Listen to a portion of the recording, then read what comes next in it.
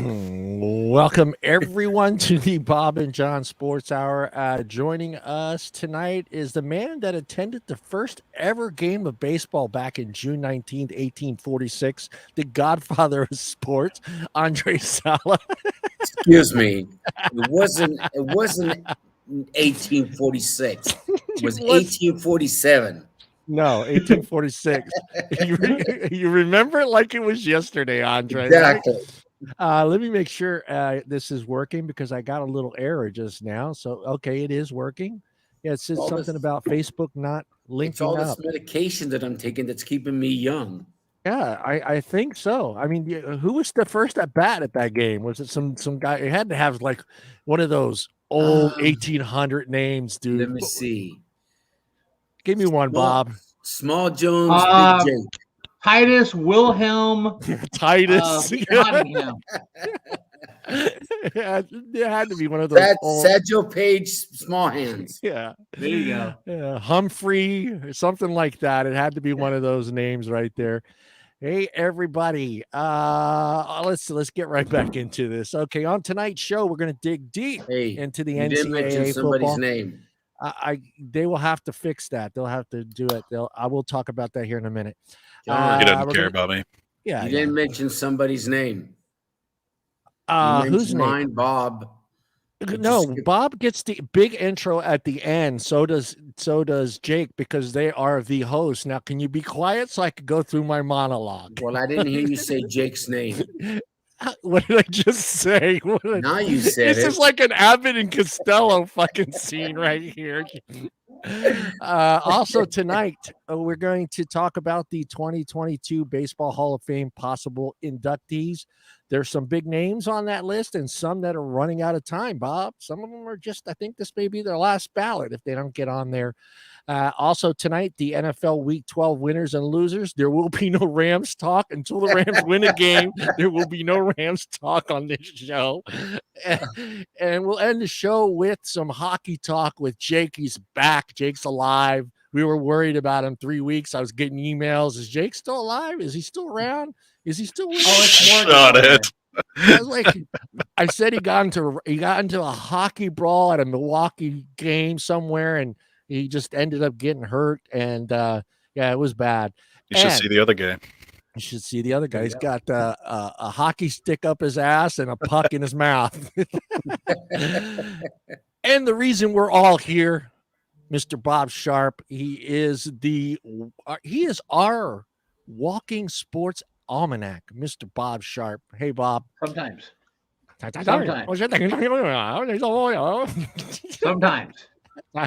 love you long time, John. Love you long time. Maybe longer.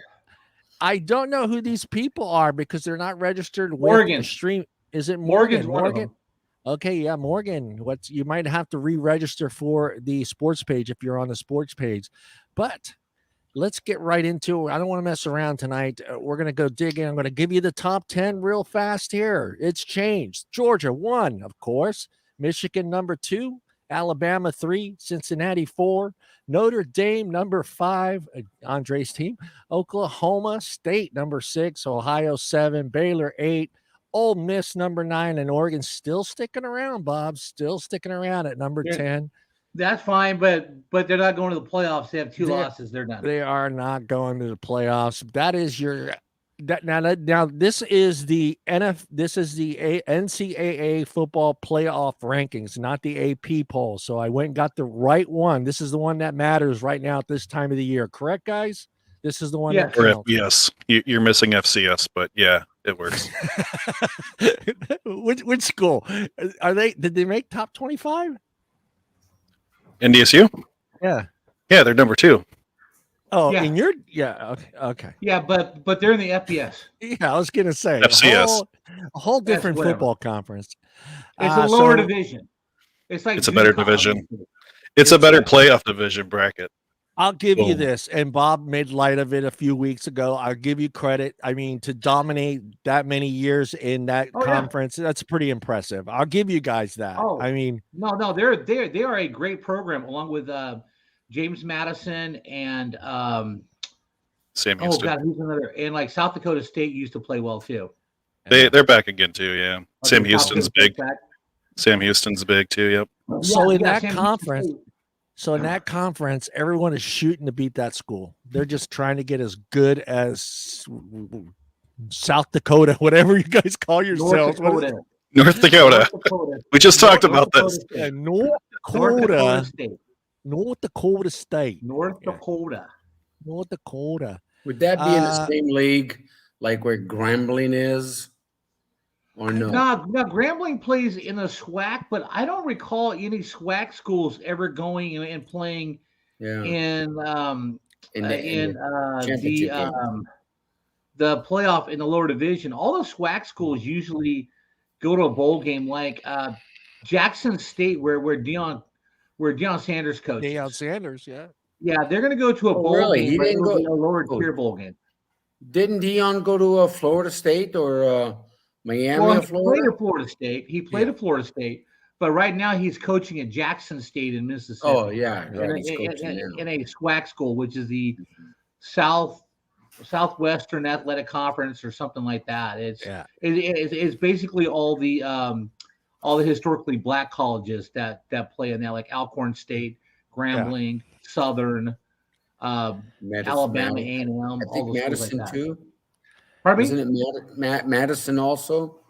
I think. Well, James Madison plays in the same division as where North Dakota State plays. Yeah. Okay. No, then I'm thinking of somebody besides Grambling. I'm thinking of another school that I can't think of their name now. Yeah. That always used to be a powerhouse. Yeah, the in that Grambling was league. always good. Grambling was always good. Yeah. But then Eddie Robinson retired. All right, and then that's there goes the end of the program. That's Yeah. it. That's how it works. Let's get right into it. Let's jump into it and talk about the Georgia Bulldog football and a little bit about the history of the Bulldog. Bob, do you know how the Bulldog became the school mascot? Do you know any of I that do history? not know how the Bulldog became the team mascot. All I know is Alabama usually wears Georgia out, but not this year. All right, well, we'll get into that. Let me give you a little bit of history because I looked it up. I was kind of curious on how this came about, and here we go. I'm going to read it off to you. Let's see here. It dates way back too. It dates way back. It says University of Georgia football team alongside the Bulldogs nickname was in 1901 at the Georgia Auburn game in Atlanta. Some Georgia fans had a badge thing saying eat 'em. Yeah, hold on. It said eat 'em Georgia with a picture of a bulldog tearing a piece of clothing off in the picture. It wasn't until 1920 that the nickname Bulldog was used to describe this athletics team and University of Georgia in an official way. So now you know. Bob. 1920. 1920. Okay, well, just so you know, when you yell "Go Dogs," it's DAWGS. Okay? Dogs. You gotta have that southern twang to it. It's not DOGS. Okay, but Bob, in 1920, they didn't say dogs. Yeah, they did.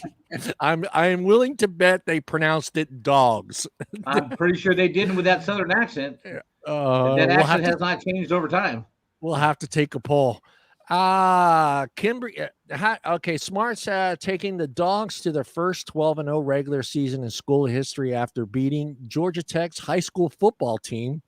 Don't give me any crap, Bob, but that's the truth. The SEC championship matchup between number 1 Georgia and number 3 Alabama. Alabama beat Clemson, but it took 4 overtimes in that game, right? Was it 4 overtimes? Yeah, it was 4 overtimes. No, Alabama beat Auburn. Yeah, Alabama beat Clemson. No, Auburn in 4 overtimes. and just last Last Sunday week. or That's right. Saturday. Yeah. They beat Auburn in 4 overtimes. So let's talk about Georgia versus Alabama rivalry, Bob. Both schools were charter members of the Southern Eastern Conference in 1933. God damn. Southeastern Conference, yes. Yeah. These two schools have played each other 70 times. Alabama is on a 6-game winning streak over Georgia. Their last They meeting are. was October 17th of 2020, a 41-24 win over Alabama. So, Right. Bob, I'm going to hit you with the first Alabama question. beat Georgia in 2020. Alabama beat. That's what I just said, Bob. No, you said Alabama beat Alabama. Oh, did I? I don't know. Yeah. All right. Here we go, Bob. This one's for you first. Okay, Bob, I'm going to flip it on you here. What Okay. does Alabama have to do to beat Georgia? Well, basically, what Alabama is going to have to do to beat Georgia is Bryce Young is going to have the game of his life. It's all going to start with Bryce Young because Georgia can get pressure with only 4 guys rushing the quarterback, which means they can lay seven back in coverage, and they're going to have to find a way not only to double team Jordan Davis, but they're also going to have to find a way to a double team the Kobe Dean on the outside. So if Bryce Young can sit in the pocket and have time to throw the ball, then Alabama has a great chance. Alabama has an incredible chance. And on defense, Georgia is so well, they're evenly matched running and passing. It's not spectacular, but Georgia comes in with 4 running backs who are all very good. Stetson Bennett has played well. He's never been put in a position where he has to win the game. Yeah. They're getting George Pickens back to play wide receivers. Both tight ends, that kid Brock Bowers from Napa, who's a freshman, and Phil McConkey's kid are playing great at tight end. So Georgia's got plenty of weapons this time. I mean, Alabama's option is how young Bryce Young plays, and Bryce Young did not play very well against Auburn last week. So if you put pressure on Bryce Young, I don't think he's all that great yet, but that's their chance. Bryce Young has to have the game of his life. Yeah. Andre, do they got a shot, Andre? Who, Alabama? Yeah. I think they do. Oh, yeah. I think if Alabama can stop their running game that that profiles them or I'm not going to use the right words, that puts them in a position that they have to pass all the time. Right. And if you can stop the running game and then the guy has to pass all the time, you can blitz one player, which can force him to throw earlier or maybe make a mistake and throw an interception. And I always think in the years past that I've seen, Alabama, for some reason, even if they're supposed to lose, like they were supposed to lose to Notre Dame, they were supposed to lose to Clemson, they always seem to step up for the big game and somehow pull it off. So I think Alabama can do it. This is a big game, and I mean, you're taking in. Yeah, this is huge because I think this makes a difference in the polls, big time, and it just doesn't seem like Alabama is going to leave that poll no matter what happens.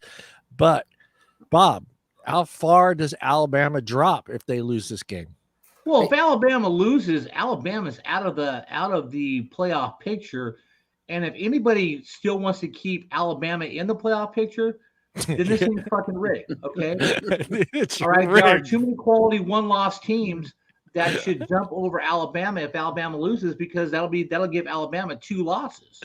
Yeah. I mean, if Alabama wins, both Georgia and Alabama will go to the playoffs, and it's going to screw out probably a team like Notre Dame or all depending on how Oklahoma State does, But if Alabama wins, it's definitely going to be Georgia and Alabama in the playoffs, along with probably Cincinnati might get screwed because Michigan and Oklahoma State still have to win their conference championship games. All right. How pissed off would you be, Andre, if they stay in the playoffs after a loss? They stay in there. Well, I'm not going to pull a Trump and storm the White House. No, but I mean, okay, we're going to be upset, right? We're going to be pissed and upset, but what can we do? Yeah. We don't control it. Yeah, it's the idiotic people that all they think about is which TV. School is going to bring more money into the NCAA fund or whatever. I mean, there's no way they can justify them with 2 losses and keeping them in the top 5. There's no way. They shouldn't. Yeah, technically they shouldn't. I can't believe that Michigan, they beat Ohio State and they go from 5 to 2. That's a pretty big jump. Yeah. They That could was have an went. impressive. That was an impressive. It was an impressive victory, yes. That was an But they impressive. could have put them to fourth or third. Let's be honest. Not necessarily two. That which means now chances of them of not getting out of the pole race is slim to none. Yeah. I mean, that wasn't just the beatdown. That was an ass whooping. It was. That was an ass. And Alabama just barely beat Auburn. Yep. So maybe they should have dropped to fourth instead of staying at third. Your thoughts, Jake? I don't care. I think it's all rigged anyway, so I'm not the person to ask about that. Jake just wants North the Dakota referees State to do be like the top Alabama. 10. Yeah. After I watched that, I only watched a few minutes of the Ohio State and Michigan game. And one of the commentators that was announcing that game, at the end of the game, his idea of the top 4 teams that should go to the championship race was Georgia 1, Michigan 2, Alabama 3, and Notre Dame 4. Fuck Notre Dame. We got Notre Dame talk coming up. We're coming up. No, I'm just telling you what the poll this guy had. Yeah. And I can understand that, but I can't see how you can leave Cincinnati out when they're undefeated. Especially There's no way in the world they beat should Notre be Dame. left out. Yeah. All right, Bob and Andre and Jake too as well. How far does Georgia drop if they lose this game? Oh, either the 2 or 3. Yeah. You think 2 to 3? Mm-hmm. Same, Andre? Oh yeah, they can't go no lower than 3. Right. Yeah. They can't. Not with the season they had. Right. You can't drop them. Well, in that scenario, I personally would think. I mean, granted they didn't play anybody that big, but Cincinnati should be pushed up to 1 or 2. No. Not when you're 4 with an undefeated season. Yeah, but they, you know what, and congratulations to them for being undefeated, and they did their job. Yeah.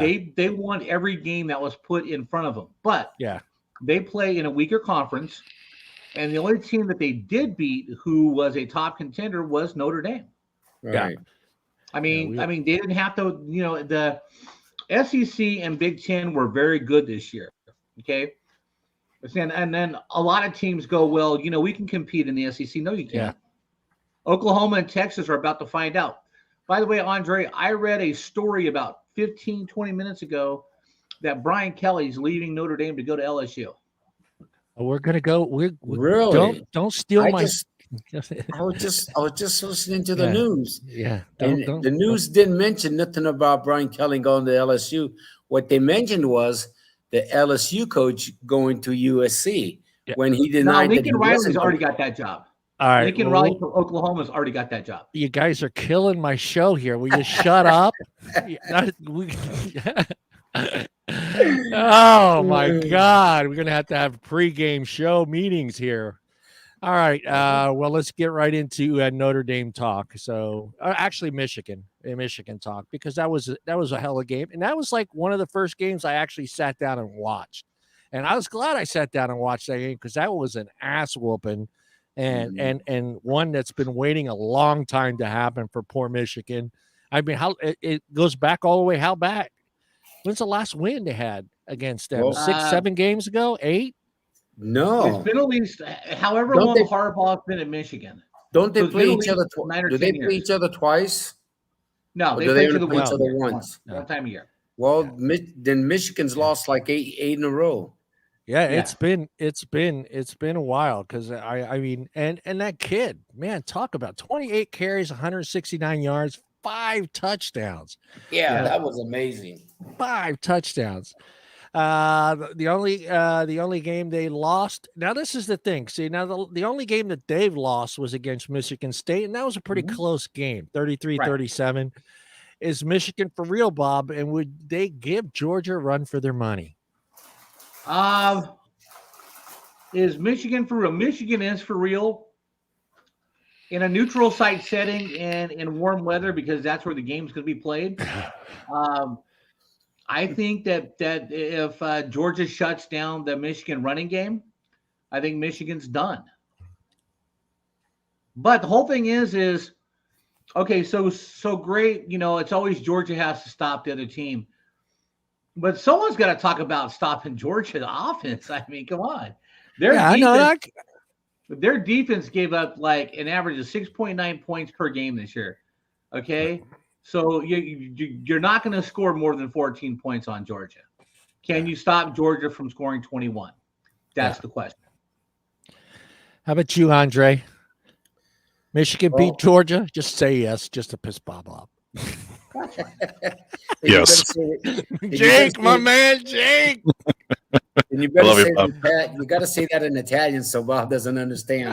No. Actually, we're going to double back. I got to double back. I have to double back on my questions to back to the Georgia. I want Bob's score. I want that score, Bob. Give me that score. That Georgia Alabama. And Jake, Alabama. give me it too. And Andre, give me yours. We're going to see who comes the closest. Okay, so if the referees don't get involved, it's 31-10 Georgia. If the referees get involved, it's 31-27 Georgia.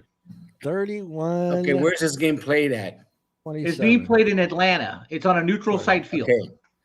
In Atlanta, that's a neutral zone, right? Yeah. It's a neutral. It's a neutral zone. It's a neutral zone. Each school gets half of the tickets. Yeah. So, get 50. right. So there's not going to be like a major majority of Georgia fans. Yeah. Each school gets half the tickets. Yeah, and this time it's not going to be a high school team. Andre, give me your score, Andre. All right, I'm thinking that Alabama can't pull the upset. I think they can't because for some reason, what's his name always gets his team jacked up for a big game like this. So I'm going to pull for an upset, and I think it's going to be 21-17. 21-17 Alabama. Oh, let me get that written in there. We'll see. Alabama. Jake the Snake. I'll go with you on this one, Bob. 28-7 Georgia. Wow. Whoa. If I win this, you all owe me something. That's fine. Shit, Jake, if you win this one, sometime in the next month, I will come on here in a Minnesota Wild jersey, okay? Yes, okay. I think it's going to be a little bit closer game, but I do see Georgia winning this game, and I see 21-14 is what I see. Okay, Georgia. now Bob's. Yes, sir. Bob didn't give us a score. Yeah, he did. 31-27 Georgia. Oh, he did? No, I said 31-10, but if the referees get involved, 31-27. Which one you want me to write down? I want 31-10. 31-10. Okay. I'll tell you right now. Referees. You're playing in a neutral field. In Georgia. In Georgia, in Atlanta. In Atlanta. Field, and you know the referees are going to get involved. Yeah. You know because they're on Nick Saban's payroll. Yeah. All right, just to make Andre happy, we're going to talk Notre Dame football. Andre, yes, something special happened in Notre Dame school history this week. They did set a record this year for having the highest GPA for football players in the country. That's pretty impressive. They always have the highest GPA. They've never won it though. This is the first year they have the highest GPA rating for football players with a 3.4. That's impressive. That's impressive. From what I understand, 90% of Notre Dame's football players graduate. They do. Well, yeah, it's they not graduate. More than 90%. They graduate, but this year they set a record. They set the record for the highest GPA for football players in the country. Yeah, 3.4. So, that's why they don't win games. They're too busy studying. Well, usually it's either Stanford or Northwestern. Yeah, that's what happened. Yeah. Do they deserve the number 6 spot? Do I think they deserve a number 6? Do they deserve the number 5 spot? I'm sorry, the number 5 spot. But they're not at a number 5. They're number 6. They are number 5 in the playoff rankings. We don't do the Abbott Costello thing right now. Then who dropped out? No, Who dropped out? I just told you in the beginning of the show, the playoff rankings: Georgia, Michigan, Georgia. Alabama, Cincinnati, we Notre have Dame, Georgia, Michigan, Alabama, Cincinnati, Notre Dame, and Oklahoma. They're number 5. Do they deserve that? Oklahoma dropped out of the top 10. Oklahoma State. Yeah. Oklahoma State. Somebody dropped out because Ohio State. Ohio State. Ohio State dropped out. That's right, because they lost. Ohio State dropped out. Yeah, yes. they dropped. You know what? Be honest. Come on. You can be honest with us. I am being honest. Yeah. I think it could be a tough choice between Michigan being number 2 or Notre Dame being number 2. But technically, what I believe, Cincinnati should be number 2, and it should be a tough fight between Michigan and Notre Dame for the 4th spot. And because we're going to go towards the committee and who they want, because the committee always wants a team that can draw more money. I would think Notre Dame should be the number 4th because they have a bigger following. They have a bigger name. Are you nuts? Notre Dame number 4 in the playoffs going against Georgia? That would be an ass whooping. Well, that would just me. Okay, then put Notre Dame number 2 and put Cincinnati at number 4. If you put them number 2, then they play Cincinnati. That could be a game. Right. You just told me what position. No, I know. I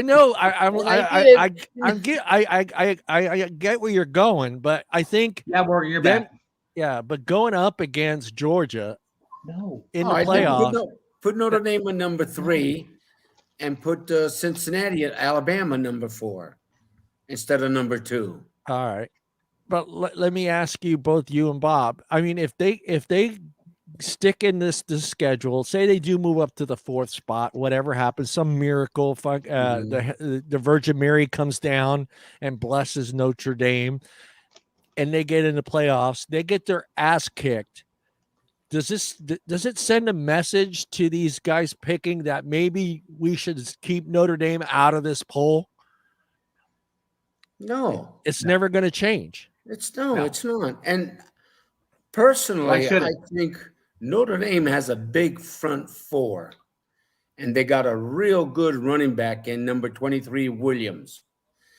And if they can spring him, maybe they can't run him in the inside because Georgia might have the run stoppers in the inside. But if they can pitch him the ball and he can swing it out to the outside, he can give Georgia, some headaches. And if that happens, then all of a sudden their passing game for that 10, 15-yard dink will come and play. And who knows what could happen then. Yeah. I don't know. I mean, you go down their list of teams that they played. They lose to Cincinnati. But every team has a schedule. But they didn't play. I looked at it. They didn't play a single team in the top 25. Not one single team in the top 25. That's not their fault. The teams that they were playing weren't ranked. No, but it isn't their fault. But that's the way they set it up, being the way they have their program set up. We talked this a couple of weeks ago that every team has at least 2 games. But this whole schedule is. They played Penn. They played Pitt. They played Northwestern. Virginia Tech, USC, UNC. Well, USC's a good program. Navy, Virginia. That was probably the weakest game. Georgia Tech's high school team. Stanford. And everybody played Georgia Tech's high school team. The blind. If you want to go that way. I've never been a Notre Dame fan, and I just don't think they deserve to be in that top. I don't think they deserve to be in the top 10, to be honest with you. So when you're 10-1, they don't deserve to be in the top. No, not when you played this schedule. I mean, if I were to go look at the records of these teams did that Alabama they played. Play then? That's a tough schedule. Who did Alabama played besides the SEC? Alabama played Auburn. Alabama played LSU. Alabama that's their played schedule. That's Florida. That's their schedule. That's their schedule. The SEC. Okay, so that's Notre Dame was in that schedule. I think up to about a year or two ago. Yeah. Right. Notre Dame was in that SEC or SCC. They were in the Whatever it ACC. was. ACC. The ACC. And that's a tough program. They were in it. I don't know why they dropped out, but I mean, why they decided to get out of it. Money. In every sport that Notre Dame plays in, they're in the ACC. Besides football, they choose to be an independent on the football side, but every other sport they are in the ACC. Basketball, soccer. Okay. Yeah. But 2 years ago, up until last year, I believe, they were in the ACC because they had to play Clemson. Right. They had to play. I don't know if they played Alabama. Let's get Jake's opinion on Notre Dame. What are your thoughts on Notre Dame, Jake? Throw your hands up in the air. It's surrender. Kind of. I know they used to be a big powerhouse, and now they just don't seem to be much anymore. Could North Dakota State beat Notre Dame in a football game? I'm not playing that game because people will jump down my throat either way. No, I won't. No, I won't. Go ahead. You're on this show. We have your back. Not you guys. If we were in a bar, and you started talking smack about Notre Dame and you were saying that North Dakota State could kick, we'd back you up. Not Andre, maybe not Andre. Andre probably hold you down and let them punch you, but sorry, man. I'm not taking a punch for you. you know that school well enough. Does North Dakota State give Notre Dame a run for their money? It's possible. They've beat every FBS team they've ever played.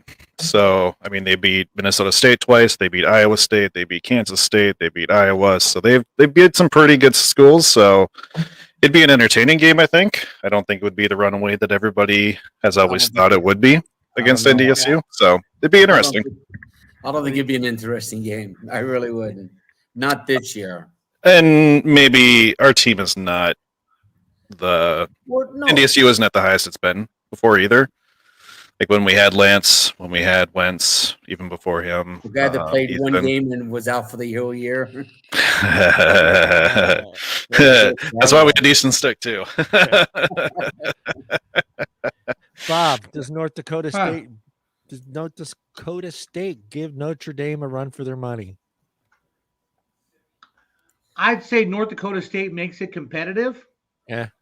But I'm still putting my money on Notre Dame because I just think that Notre Dame was a prestigious school with better athletes. Now, do I think North Dakota State would be competitive? Hell yeah, they'd be competitive because I think their coaches would coach them up and I think that they would come with a great game plan. Because just remember, everyone always talks about, well, can they stop the offense? Can they stop the offense?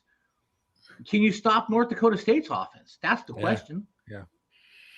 I mean, everyone's like, well, they can't stop Notre Dame when Notre Dame has the ball. But can you stop North Dakota State when they have the ball? That's the question. If you have superior athletes, yeah, you can. Right? Yeah. Not necessarily. Not necessarily. Superior athletes are going to play better. Yeah. They're going to push harder. They're going to have a better idea of where the ball's going to go and how to stop it. Ohio State had superior athletes over Michigan because they recruit better, and Michigan won. Yeah. Well, let's get into NCAA news. You guys already did a little bit about it, but Lincoln Riley leaving Oklahoma to become USC's head football coach, sources say. Lincoln took the Sooners to 4 consecutive Big 12 titles and 3 college football playoff appearances in his first 4 seasons. Now, he said he wasn't going to take the LSU job, but USC's a better job for him. So I'm going to start with Bob. Is that a smart move, Bob, for Lincoln going to a bad Pac-12 conference and to a 4-7 USC team?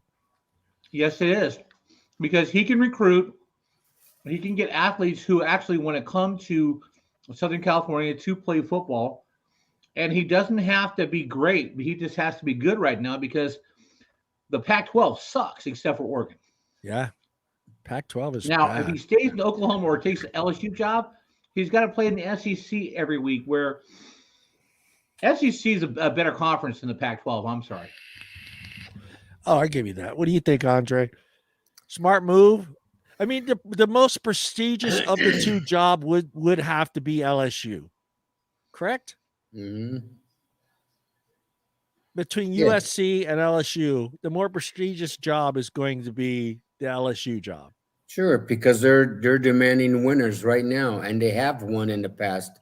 Where USC, their program since Pete Carroll left, that program was in shambles. Pete Carroll left that program with so many sanctions. Is that the right word? Mm-hmm. Yeah, With so many sanctions on USC that they couldn't go after this kid from school. You know, they were limited of how many scholarships they could give and for how much. So for years, USC was they weren't even on TV. Yeah. What was the big one on TV where they can get money from TV coverages? They couldn't even do that. So and they're just starting to come back now. Mm-hmm. I'm surprised that this year they're not as good as they were, because last year I thought they had a real good team and their quarterback was really good. And I thought they were going to do a better job this year, and they just fell apart. I don't know why they did. It's going to take this guy 2-3 years for them to get a decent team that can compete they can compete for the Pac-10, but to compete for a bowl game, but to compete for the playoffs, it's going to take them 3-4 years, I would think. Yeah. I mean, does this help USC with recruiting, Bob? Or yes, it does. Do you think he would recruit better at LSU? No, or USC? No, because when you recruit to LSU, the kids are looking at possible national championships, and as long as you got to face schools like Alabama and Georgia and Florida, it's going to be tough to recruit. Now, I think Lincoln Riley will get more kids from California to stay in state. Right now, all the good kids are leaving. Georgia's got like 4 kids from California. Right. Najee Harris, who won the Heisman last year with Alabama, he's from Pittsburgh, California. Okay, Pittsburgh. All that Oregon recruits well in California. Washington State, they recruit well in California. Problem is, you need a good dominant program like USC to step it back up for the kids to actually stay in California. They're all leaving. I mean, if I had to pick, I'd go to USC. 75 all the time over there, man. But here's the problem with USC. It might be 75 the whole time, but you're in downtown LA and you're in the barrio, man. You're in the barrio, dude. You are in, you're off of Figueroa and stuff, dude. All right. You're more likely to get stabbed as soon as you get off campus. Well, if you're going to go because of the weather, then you might as well go to Hawaii. Well, go to Florida. Go to Florida. Not that college football players care, but which degree coming from which school is better? Is a diploma from USC better down the road than a diploma from LSU? No. The only diplomas that are worth money is if you graduate from Stanford, Northwestern, or any of the Ivy League schools. So are you saying that a USC graduate's best possibilities is a used car salesman? No, come on. If you're an athlete and you graduated from USC, what'd you do? Not color outside the lines in your coloring book? Because basically that's what athletes in USC. TV communications degree. Yeah. I don't know. I think I would disagree with that, because I think USC is a prestige school. It's a big school. And I think they can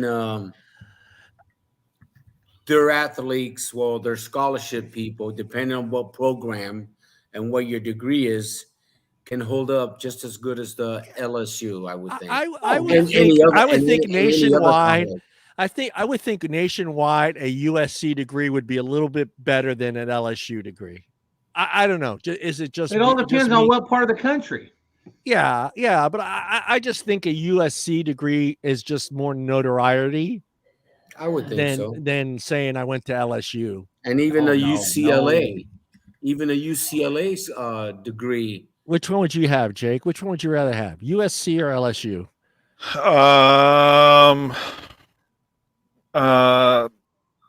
Probably USC, but I think each school has different programs that are better, right. That they are curriculum wise. So it depends what they're studying and stuff, of course. Right. Yeah, I know LSU is more the sports college, and I've kind of known USC as more of an academic area myself. But doctors, they've got doctors. Yeah. Yeah. I mean, I don't LSU has doctors too. Yeah, I know. Did you bum your knee, buddy? No, that's gonna piss everybody off. Yeah, you know what? I can see the guys in the USC, right? Say, my man, you got a bad knee? Because if you can't pay me, you'll have a worse knee, okay? Yeah. Shit. That's what's gonna happen with a doctor at USC. Yeah, go rub some moonshine on that boo-boo of yours there. Hey, All rub dirt on it, man. That's all that counts. Take a shot of moonshine, rub some dirt. That's all that counts. And give me some Cajun food. All right. Let's get some alligator. I'm just going to give you a heads up. This could get pretty ugly, this next conversation with these two gentlemen right here. So just you might have to fan your camera off. All right. Here we go. I'm going to go through the rules first. Voters can only vote for a maximum of 10 players. Players need 75% for election with no rounding up. So a 74.9 does not get you in. Players need at least 5% to remain on the ballot. Ballots must be postmarked by December 31st with results announced on January 25th. The Association of American Ballots for Barry Bonds, Roger Clemens, Sammy Sosa, and Kurt Schilling. And this will be this is Alex Rodriguez's first go at it, and David Ortiz. Of course, a few leftovers from holdovers, I should say, not leftovers. They're not leftovers, they're holdovers. Manny Ramirez and Gary Sheffield. I'm going to start with you, Bob. And then Andre. I looked at the list. Wait. Let me ask my question first, Bob. Okay. Do any of those four make it in this year? You just mentioned 10 guys. How can you say four? There's the four. There's the four that everybody's looking at right now. Bonds, Clemens, Sammy Sosa, and Kurt Schilling. Do any of those four make it in this year, Bob? No. Andre? Well, I would say the first three, no. Kurt Schilling's, I don't know if he was a cheater or not. He wasn't. So he's got a decent record. He's promoting himself like fucking crazy this year. That's no good. So I don't know if he'll. Let me ask you both, guys. Do you think that hurts? Do you think that hurts him as far as the voters, like just slamming social media? Why he deserves to be in there? He didn't cheat. No. You think it's going to help him though? I'd be doing it. I don't. Somebody else tried that once, I believe. His name is Pete Rose. He's been trying it for the last 20 years. He tried that. Pete Rose deserves to be in the hall for his baseball accomplishments. He really does. Yeah, he does. Yeah. Pete Rose is the greatest hitter of all time. Right. He deserves to be in. Period. Mr. Jake. But the first three, they were all steroid takers. Absolutely. And steroid users should not be in. Yeah, so you're saying Kurt's got a shot. You think Kurt's got a shot this year of getting in there? He's going to get the 75. Jake, what do you think? Any of those four make it in? No. None of them. No. I'm going to go with no. No. Grew up with the Bonds. I was a young kid. I remember the home run, whatever they called it. I can't remember what they called it, but the race for the most home runs and everything. I remember that going on, and then I remember falling out, and that's when I got tired of baseball after that. Yeah. All right, you two, Manny and Alex and David Ortiz. They get in the ballot first time.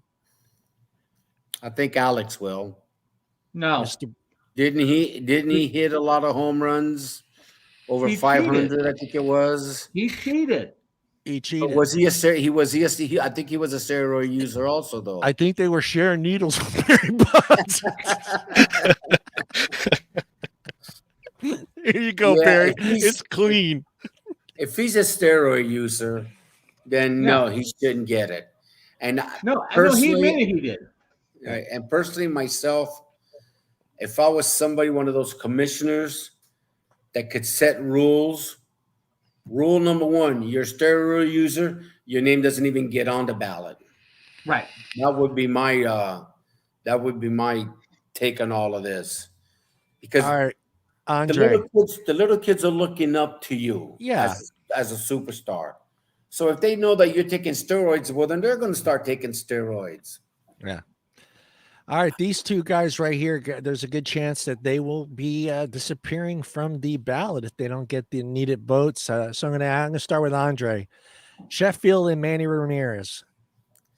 Either one of those gonna get in there, and I'll give you Sheffield's 292 average, 509 home runs, 1,676 RBIs, 253 stolen bases, a 907 OPS, played in 2,576 games, had 9,217 at bats with 2,689 hits, 1,475 BBs, and he's got some stats. He's got great fucking stats. Yeah, he does. He should Manny be. Ramirez. Sheffield. We're doing Sheffield first. Yeah, no, but I'm just saying Manny Ramirez. I'm not sure if Manny's got amazing stats himself, dude. Yeah. I mean, but I think wasn't here. Didn't he have some trouble with steroids or trouble with the law? Yeah. He was taking estrogen. He was taking that new one, right, Bob? He was taking estrogen pills to mask the steroids he was using. Okay, so out the door. Goodbye. See you later. Goodbye. So Manny's done for you. Manny done for you as well, Bob. Sheffield. Yeah, Manny's done, but you know what though? Sheffield hit the magic mark with 500 home runs. Yeah. Nobody ever accused Sheffield of being dirty. I would put Sheffield in. Right. This is his 500 home runs. You got to go. And this is his last try? Pretty much, because he's getting. No, then he moves to the Veterans Committee. Yeah, he'll have to move to the. Yeah, if he doesn't get the amount of votes that it's possible that it might not happen this year, he might not get the necessary votes to continue on to next year's ballot. So he may kind of get bumped down into the Veterans Committee thing. But to me, it's shocking that a guy with those numbers right there isn't in the Hall of Fame. So and is there some go ahead, I'm sorry. That's impressive numbers to me, just the 509 home runs. And is the WAR statistic, is that new, Bob? Because I don't remember seeing it. It is that. new, but it doesn't, I wouldn't discount anything into it. Jim Thome got in with a little over 500 home runs. If you're gonna let Jim Thome in, you got to let Gary Sheffield in. Got to let Sheffield. So could there be some favoritism among the voters? Oh, absolutely. It's all sports writers. Yeah. So if you're a good person that talks to the sports writers all the time, blah blah blah, they're gonna vote you in. If you're somebody like Barry Bonds that didn't want to talk to them, see you later. And Barry Bonds didn't want to talk to them, plus the steroids. Adios. I don't remember Sheffield being that guy though. I always remember pretty cool interviews with him. I always remembered him being a pretty good guy. I don't remember him, knocking reporters down or being an asshole. Yeah, I don't remember. I can't picture Sheffield. You can't picture him. I'll help you with that. With a face. I don't know what teams he played for. He played with the Padres. The Brewers. Oh, okay. Played with the Braves. Played with the Dodgers. Mariners. Played with the Yankees, I believe. Mm-hmm. I'm just going by what the stat you read. Should he be in or not? And if he's got over 500 home runs and all those base hits and runs scored, yeah, he should be in. I mean, there's guys with only 450 home runs probably in that shouldn't be in. Right. Yeah, I don't understand. Actually, you know what? Hold on. I got you a picture here there, Andre. Let me see if I can bring this up on the screen here. Share. What is this? Share screen. Screw the screen up. No, it's not going to screw it up. Get tech savvy. There's your Sheffield. Oops, not the post. See, article. I told you were going to screw it up. There it is. I can't put the. Yeah, I don't remember him Yeah, being an ass. I do remember him not being. I do remember him not being like all about baseball, and I think maybe that hurt him. Is that a possibility, Bob? Well,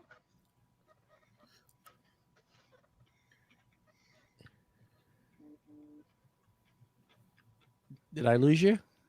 No. no. I think what hurt him was I don't think he ever really played on a World Series team. Right.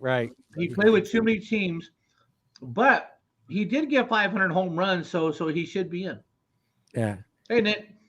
What is happening at halftime? I have to keep my eye on that game. I need 17 points to beat Karen. 17. I'm down 16.9 points with, unfortunately, not a great running back. So hopefully, who am I got in there? So who's winning the game? I It's have 9-9. It's 9-9. It's 9-9, and I have Antonio Gibbs as my running back, and he's got 9.7.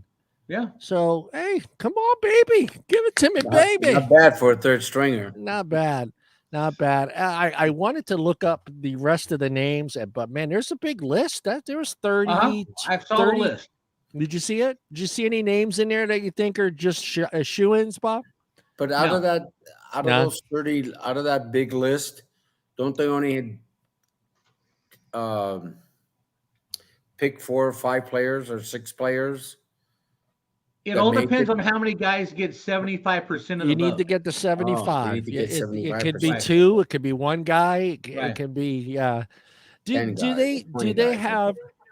Now, I really, to be honest with you, I really never paid attention that much to the Hall of Fame.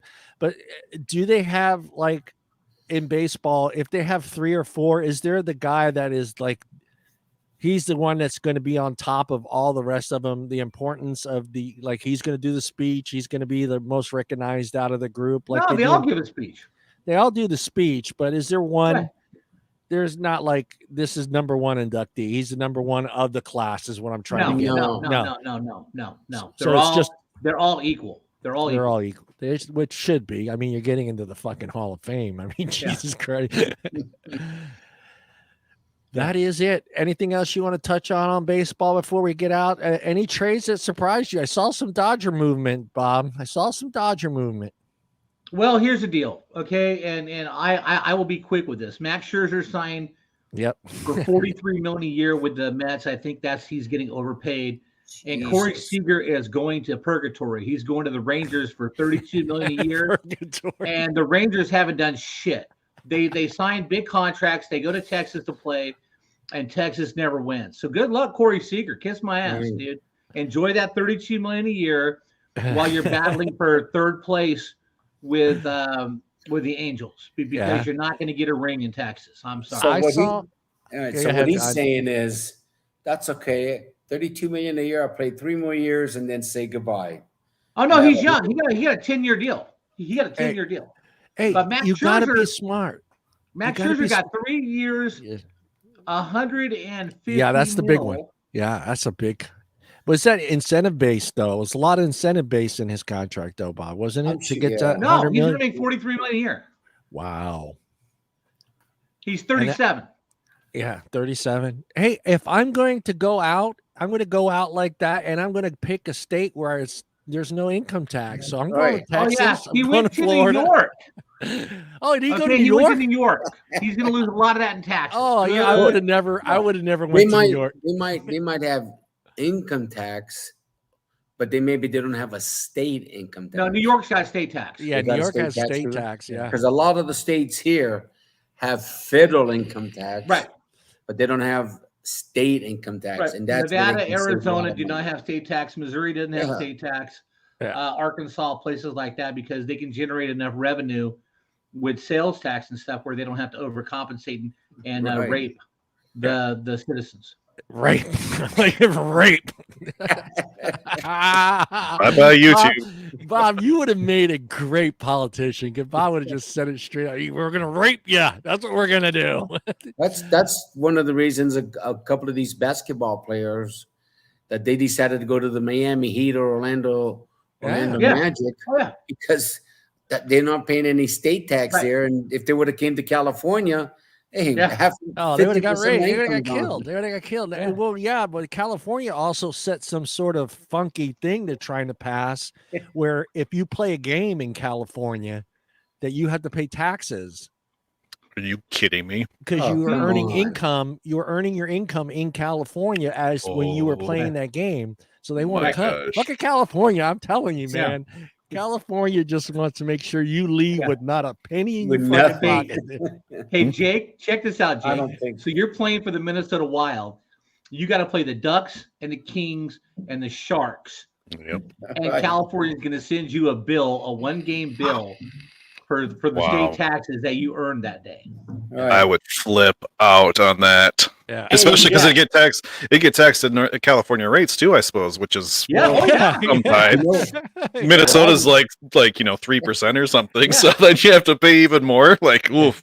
Yeah, Oh, but here man. in California, it's 12%, I think. Yeah, Yeah. I would flip out. So what I would do then, if I was one of these players, I would just say, "Oh, I got a sore ankle, I can't play," Yeah. and then you don't play. I would. 100%. That is just And then nonsense. eventually, the coaches and the owners of these teams are going to start saying, It'd well, be my like the team's not vaccination. I'm not playing in California. I'm not vaccinated. I'm not playing. Oh, we playing in California? No, I'm not playing there in California. Good. now. Yeah. My whole team's got the flu. Sorry, we can't come. Yeah. Good thing the NFL moved the Rams out there then, Yeah. taken from Missouri to California for that. Wow. Yeah, that's that. When But I the saw Rams are that, back. I was just like, "You got to be freaking kidding me!" Yeah. And they're gonna get. I don't know if it's passed or That ain't gonna pass. Well, it- here's It's the deal, California. though, right? it's California, baby. Here's devil's advocate for that. If I'm playing for the Rams and I'm going to Florida to play Tampa Bay for that one day, All right, there you you go. bet your ass I am not paying state taxes on Florida that rate. paycheck that day because I got to pay them to Florida. Fuck you That's guys. true. That's I want that cut. that's a good point. That's a It's good also point. it's also illegal too, though, because like any of us, right? If any of you Yeah. came to North Dakota to do work, you would not pay Right. North Dakota taxes. You're making Right. money in North Dakota, but your home is California. So Right. I don't think it would pass federally. I think there'd be Oh. a lot of fun lawsuits on that. The trucking industry has been doing this for many, many years. Oh yeah. And are in California. They never purchase a vehicle in California. Every single vehicle they lease or rent or purchase is always from another state like North Dakota, Texas, just so they don't have to pay those DMV Registration. fees in California, man. All right, let's get into hockey talk. Let me give Jake his new bumper, baby. Here it is.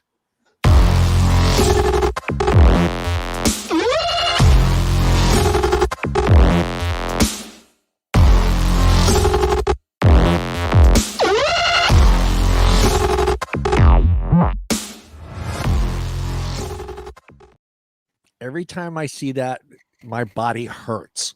I can You know just what? not imagine getting hit like that. If those hits were in the NFL right now, all those Flags- guys would be flags suspended would be- forever. The flags would be flying in the air. They would be suspended for 10, 15 games. You're making me laugh, Andre. But Jake, how hilarious would it be to see a flag being thrown in a hockey game? That would be hilarious. They're very specific in hockey too, but yes, Yeah. a flag. It just like fall and gets stuck to the ice and melt into it or something. That Uh-huh. ref trying to pull it out. All I see is a hockey player picking it up and wiping the blood off his face. with it. They'd throw it at some other player or something too. That's why refs use their hands so that they don't have Right. anything to throw at each other while they're fighting. Yeah. Right. Give us that hockey report, Jake. We missed you. 3 weeks you've been gone. Yeah. I needed some time away to get life done, but season's still going. It's actually been kind of interesting this year. The major teams that everyone thought were going to be amazing so far this year kind of haven't been yet so far. Caveat, it's only about, what are we at? 22, 23 games in for the Right. year, so it's about a fourth of the way done or so. But yeah, Washington, they're in first right now. Toronto is in second. Carolina, Hurricanes are in third. Panthers from Florida in 4th, and Edmonton to round out the top 5. Wow. I see Minnesota your Wilds is- are kicking ass, right? They're 8th. Yep. It's been a good year so far for them. I'm scrolling way down. I don't see the Flyers. I saw the other day that the Kraken beat the Florida Panthers. So good. Yes. We're not in last place. We are a game up. We're 1 point up on Vancouver. We have 15 points. Vancouver's got 14 points. Yep. So I have been paying attention to the Kraken.